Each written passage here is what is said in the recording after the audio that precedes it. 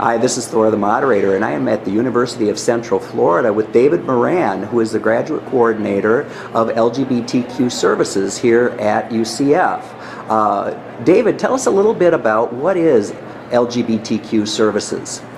Well, first off, hello. We're really glad that you're here. And LGBTQ Services has been here at the University of Central Florida for over a year now. And if you see, we actually even have signs here that point in this direction because we're over here on the third floor of the Union. And basically, we were started as an initiative to bring more visibility and support to lesbian, gay, bisexual, transgender, questioning, and queer students and their allies here at UCF. And we've had a lot of great successes over the past year, from just getting started and having a space where students can come, to also doing events like National Coming Out Day celebration.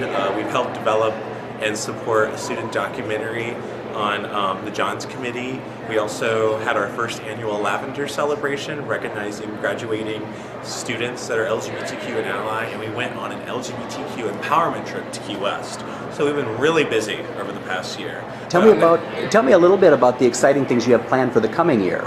I think the coming year is going to be pretty cool because we're hiring a student director who is going to be working in the office, and so it will be great to have a student that's working, and leading our outreach advocacy board to continue to do programs. I think our goal this year, we now have a permanent budget, whereas it was it wasn't recurring. It was a temporary budget last year. So we're not going anywhere, and I think we're going to be growing. We have some things on the horizon that I don't think can really be publicly discussed yet, but I promise that they're going to be pretty big as far as how we're going to expand. So I think expansion and also advocacy will be a huge role.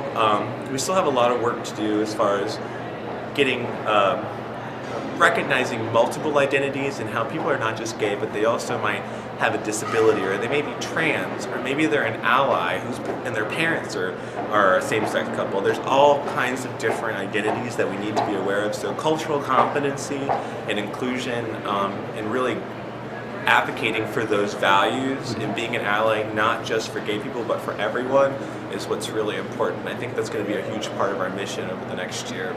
First, if you haven't been to the Student Union, you can see around, you'll see that the atrium is right over here. So if you walk up the steps or if you come off the elevator, you're going to you're getting a tour right now. And so this is basically the heart of campus, and that's what's so great about our office being here, is we're in the midst of everything. So if you come up the steps or if you come out the elevator, you're just going to go around here through the study lounge, and our office is right back here in the community support services area. Pretty fortunate to get a tour today.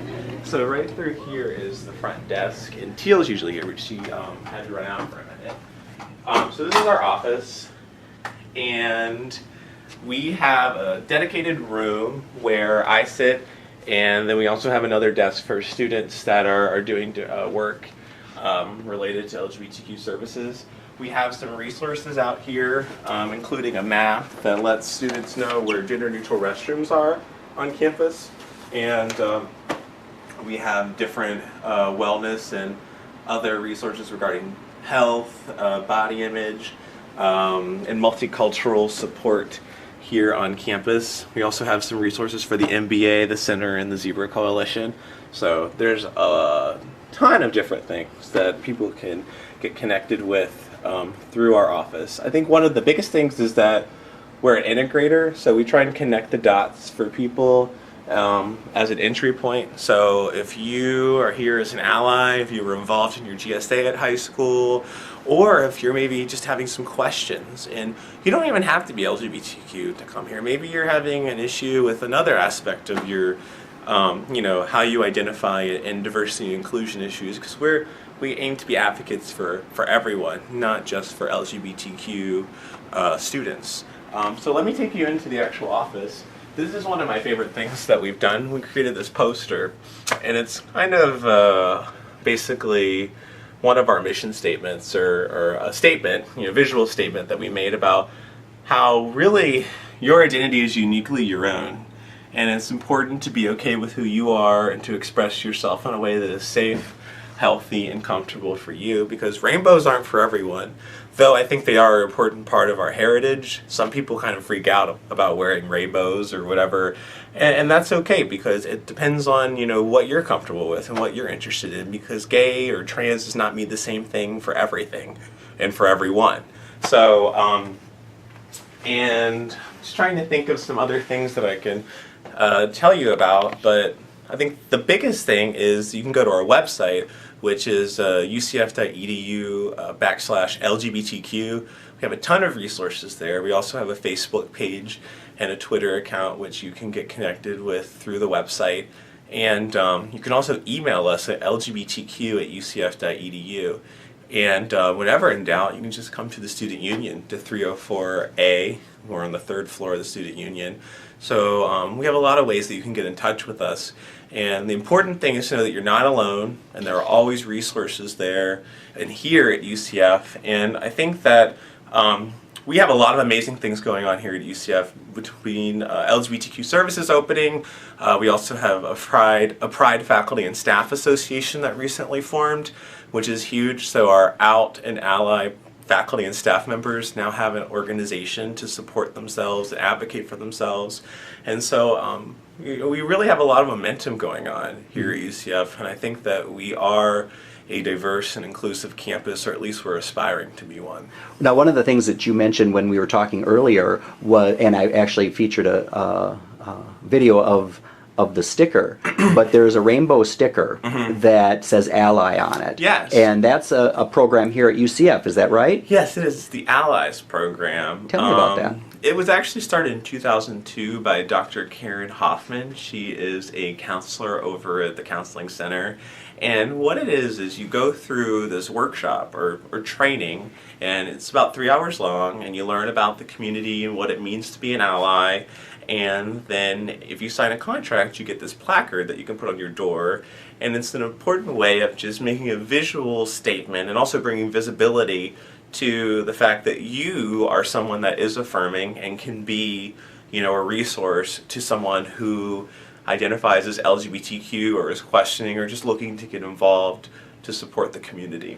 So when a student sees that rainbow on a professor's door, for example, what does that student know? You know, what does that do for the student? I think, I mean, I know for me, when I was came here as a graduate student, I looked for placards or safe zone IDs because I wanted to know who was okay with me being me, you know, because, I mean, especially when you're in an environment where you're not sure if people are okay with people that are different from them, you aren't going to necessarily be your authentic self. You know, you're going to edit yourself somewhat. And so I knew when I saw those placards that I can just be myself, and I knew that I could, you know, just talk candidly about who I was. Now, just because they have an ally placard doesn't mean they're an expert about LGBTQ issues. They may have to refer you to someone else, but at least as a starting point to get you the resources or the support that you need. And that's the most important part about it. One of the things you mentioned earlier, you talked about Alphabet Soup, and that you have meetings with Alphabet Soup. And one that you have that's upcoming is coming out as you. Yes. What does that mean?